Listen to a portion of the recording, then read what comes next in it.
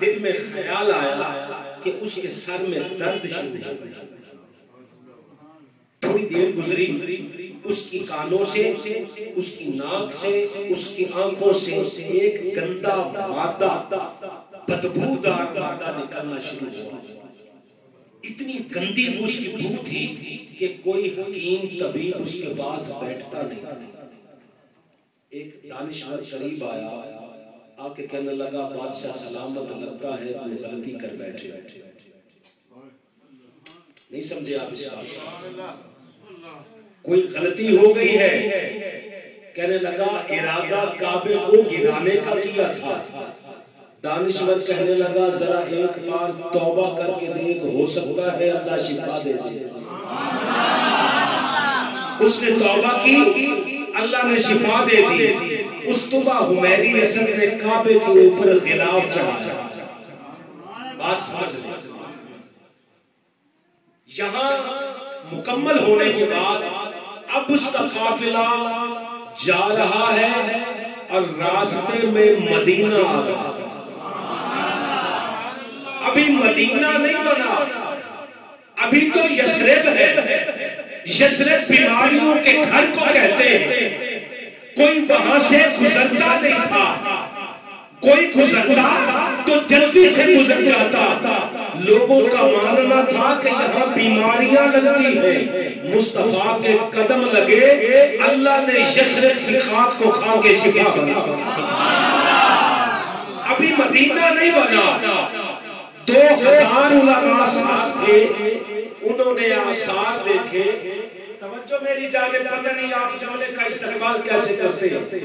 علماء نے دیکھا، کہتے ہیں یوں لگتا ہے کہ مصطفیٰ نے یہی آنا ہے.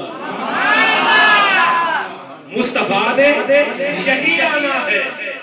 اب ارادہ کرتے ہیں کہ سر تن سے جدا ہو جائے، ہم اس جگہ کو چھوڑ کے کہیں نہیں جائیں گے.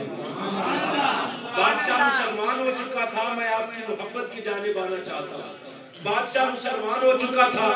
اس نے کہا ٹھیک ہے، کوئی بات نہیں، تم بھی یہی رہو، میں بھی یہی رہتا ہوں، مصطفیٰ کی آمد کا انتظار کرتے ہیں.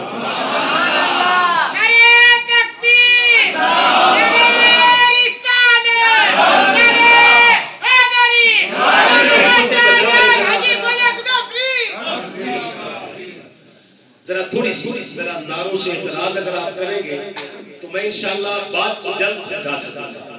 دامن میں وقت کم ہے، میں زیادہ لمبا چوڑا کو خطاب کے لیے حاضر نہیں ہوا. اب جب وہاں پہنچا 2000 علماء نے بیٹھ کر فیصلہ کیا کہ آثار بتاتے ہیں کہ مصطفیٰ نے یہی آنا ہے. ایک سال تک انتظار کرتا رہا. اس نے 400 علماء کے لیے 400 مکانات بنوائے.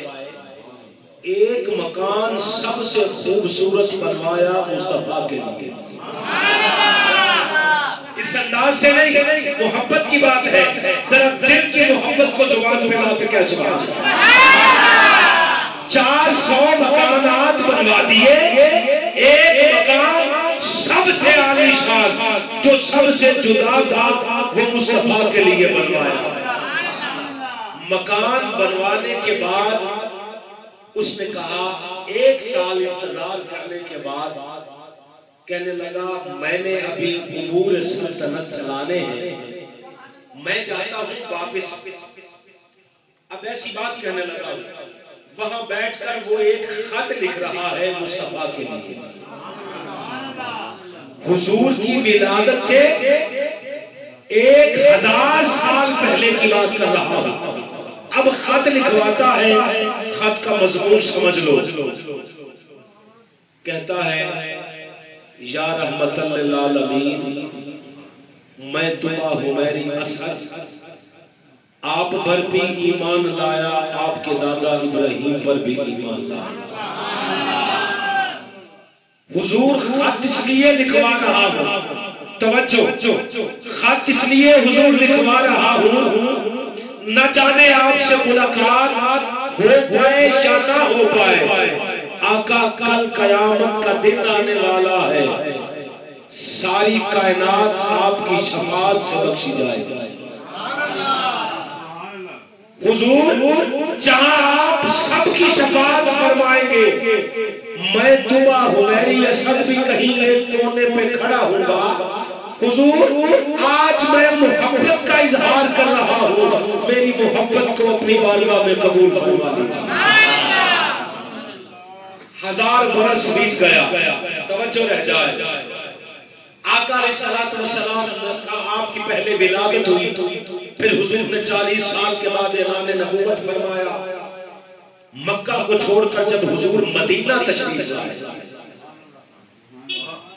آقا مدینہ تشریف لائے, آقا کی اونٹنی کی مہار چھوڑ دی گئی. نعت خواہ حضرات سے غلطی ہوئی اللہ کی قسم. کہتے ہیں کہ ابو ایوب انصاری کی کلی تھی, تجھے تاریخ کا نہیں پتا. وہ طوبیٰ حمیری اسد نے جو مکان مصطفیٰ کے لیے بنوایا تھا وہ نسل در نسل چلتا ابو ایوب انصاری کے حصے میں آیا.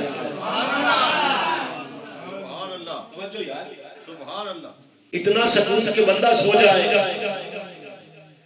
آقا علیہ السلام کے لیے ارے کلی نہیں, کوئی ایسا لیڈر مجھے دکھا کہ جس کی آمد سے 1000 سال پہلے محل تعمیر ہو رہے ہیں. آقا کے لیے محل تعمیر کروایا, حضور کی اونٹنی کی مہار چھوڑ دی گئی.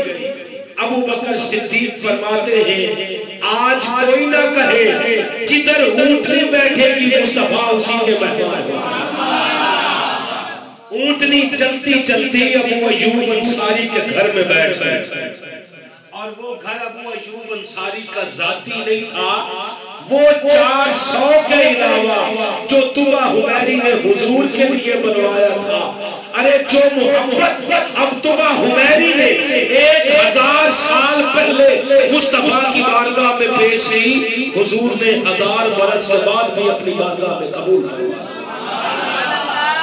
اب توجہ, حضور تشریف فرما ہوئے, آقا بیٹھے جب, اگلا جملہ اگر تمہیں جگا نہ سکے میں ہمیشہ کے لیے اس سٹیج سے اترنے کو تیار ہوں. آقا تشریف فرما ہوئے, توجہ میری جانب رہ جائے. آقا فرماتے ہیں وہ خط تو لاؤ,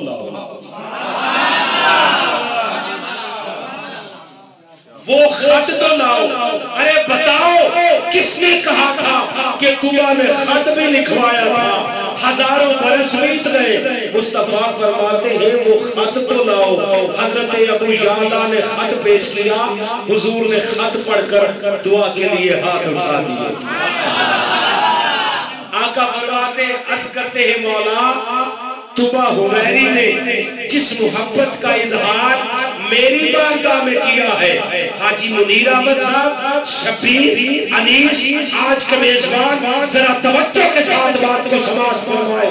رب کعبہ کی قسم آقا عرض کرتے ہیں مولا طوبیٰ نے جس محبت کا اظہار کیا تھا آقا اللہ نے, اللہ وہ میں مصطفیٰ نے بھی قبول کر لیا ہے, تو بھی قبول فرما. آقا علیہ السلام نے تو اس کی محبت کو رد نہیں فرمایا.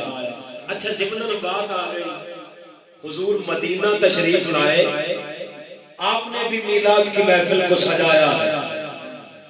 آقا کی آمد پہ بنو نجار کی بچیاں ہاتھ میں تف لے کر مصطفیٰ کی نعت پڑھ رہی ہیں.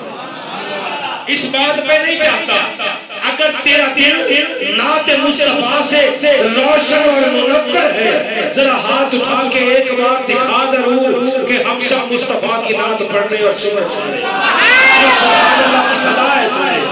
بنو نجار کی بچیاں تف بجا بجا کر مصطفیٰ کی آمد کا اعلان کر رہی ہیں. آج دف پہ اعتراضات کرنے والے ذرا بات کو سن لیں. آپ فجر کی نماز تک مجھ سے یہ سنتے رہے کہ آقا کی دف پہ نعت پڑھی جا سکتی ہے کہ نہیں.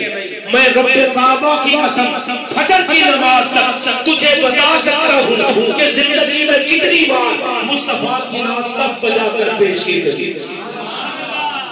دف بجا کر